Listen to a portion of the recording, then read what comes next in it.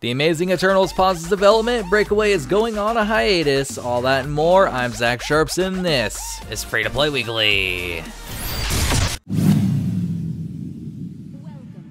First up in the news this week, Stunlock Studios has added some new content into their free-to-play brawler Battlerite.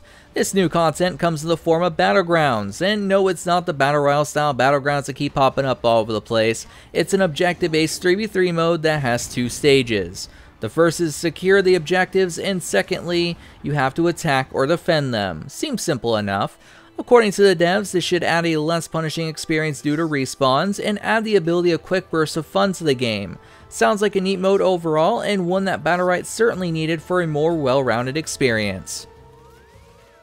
Speaking of something that wasn't a well-rounded experience, Digital Extreme's free-to-play team-based shooter The Amazing Eternals doesn't seem like it will ever make it to launch. Digital Extreme staff member Drew posted on the game's forums stating that the game wasn't attracting enough players for proper matchmaking, so the company decided to hit the pause button on development. Those with Founders Packs will luckily be able to receive refunds, but what that means to me is there's an even lesser chance that the game will ever return, or Digital Extremes is just being kick-ass. It's really hard to tell nowadays. Honestly, wouldn't be surprised if this game doesn't return though. It doesn't offer the level of intensity I expected from Digital Extremes. I mean, they made Warframe and then this, it's kind of a drop in intensity. Maybe if it returns, all my complaints will be fixed due to a Realm Reborn style revamp, but who knows? Do you guys think it will return? Leave me a comment down below. In regards to another title that never caught a lot of eyes, Amazon Game Studios' free-to-play brawler Breakaway seems to be pausing its development as well. The verbiage here seems to imply that either they're phasing out the title or going quiet to do a huge revamp to the game, and as a result, the public alpha is over. Luckily for Breakaway fans, if there is any of you out there, they are still fishing for feedback regarding the title. So despite the odd verbiage, I'd put this one at a higher chance to return than The Amazing Eternals. Primarily because it's Amazon and it'd be weird for their first title to bite the dust before it even launched.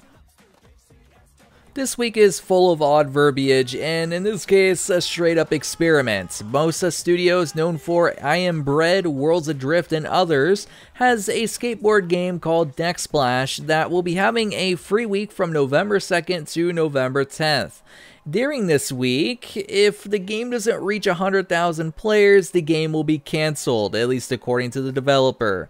So if it gets to 100,000, it will be launched immediately. But if it doesn't, sayonara. There's like no middle ground here.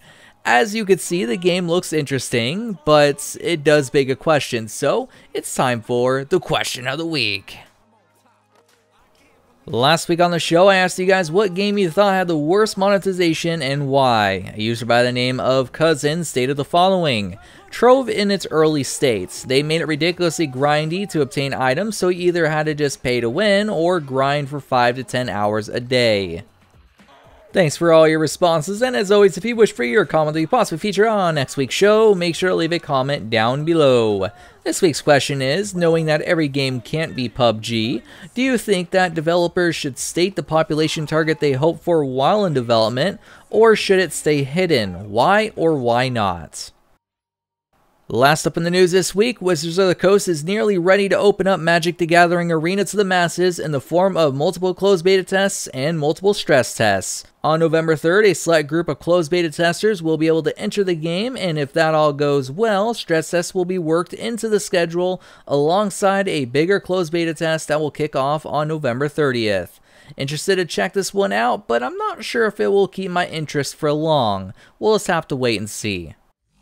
You know what doesn't keep my interest? 360p! Yes, if you guys watched last week's show, YouTube didn't want to process our video or other people's videos, and we decided just to let that episode slide as a good old retro 360p, and this week we should be back in HD.